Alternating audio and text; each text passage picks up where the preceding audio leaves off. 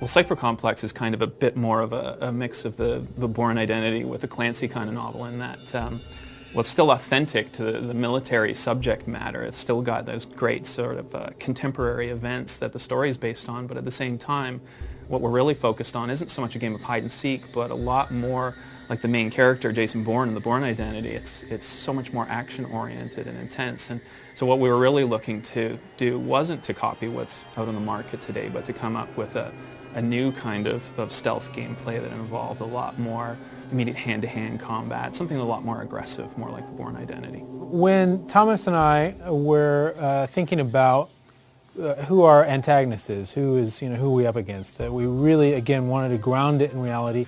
We didn't want the James Bond, maniacal figure that was looking to take over the world. When in most of the military stealth games you really are playing a game of hide and seek, we wanted to define cipher-complex as a game more about hunting, more about aggression, more about you're aggressively infiltrating a space. And so in order to create that differentiation in people's minds, to help them understand that what we're doing is not in any way, shape, or form a clone of kind of the espionage games out there, but really something a lot more action-oriented, we really felt it was important that we kind of define and coin a new phrase for it, and that's where aggressive infiltration came from. I had to ground it in reality, so I started doing a lot of research, and I had been thinking about, even before coming on to work here, about war and the business of war, and how companies, their whole business structure, and for them to grow, if they're in the business of war, it's a bizarre deal with the devil in the sense that war must proliferate for their company to expand.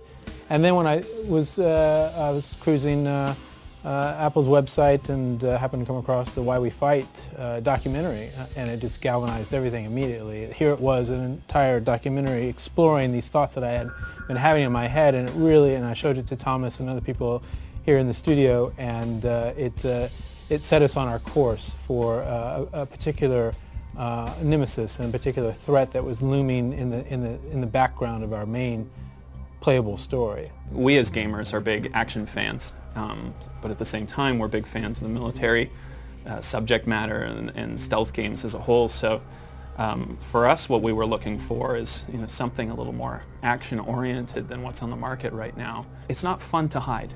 Hiding is kind of disempowering in a way.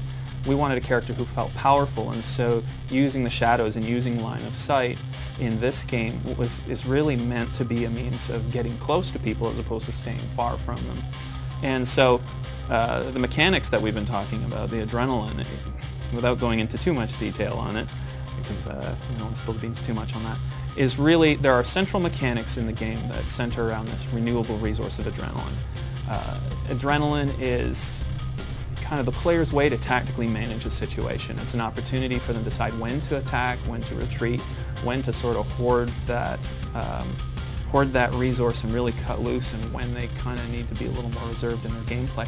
And what's really cool about that is it changes the pacing of the game as a whole, because you can't always just go all out, and you can't always just kind of play that hide and seek game. It really encourages you to change from one to the other as necessary. At first you had a very simple mission, but as things begin to unravel and greater forces come into play, you've got to be quick to respond to those and to react to those while you're still focused on your main mission. So if things were drawn out over a longer period of time, it's not as heightened drama. In the mechanics that we're looking for in cipher-complex, what we're really looking for, in kind of the same way that players that play Street Fighter, for example, almost play instinctually. They speak a language of the game. We're looking for core mechanics in Cypher that are the kinds of things that you can exercise in a panic situation. It's the first thing that comes to mind when you get under duress or stress. So we're looking for those instinctive mechanics. And in Cypher, we give the player a short kind of but powerful list of abilities that range anywhere from being able to move incredibly fast to striking with extra power, combinations of light attacks, heavy attacks, stuns, finishing moves, counters. Every piece of information, whether it be a movie or video game, it has to be very strategically placed, and especially in a video game, because it's not like you can have two characters sitting across the table from each other having a tea you got to keep moving the fun along. You got to keep moving the action along and interjecting these story pieces creatively to keep the player engaged, but you don't want them to slow down and have My Dinner with Andre. You know, it's got to be a much more fast-paced. But we try to do that in a way that, again, is very instinctive in the way it performs, and then we help with a lot of contextual situations. So whereas a heavy attack might perform a heavy strike in the middle of combat, we change the functionality of that for an ambush attack to mean a kill. So the player doesn't need to learn dozens and dozens of keys. What instead we do is we find ways for them to learn a smaller amount of inputs, and those become more instinctive.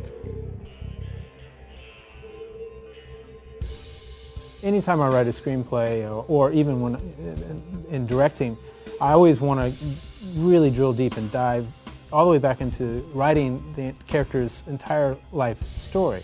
They have to have an entire life experience before they get there, and that will not only inform interesting character development, but nuances and thematics. You know, we, in writing the story, have also followed Joseph Campbell's, the Powers of the Myth, right? Hero with a Thousand Faces, and through there's so many themes and that come in and out of characters, and so a lot of those came as I started to write his backstory.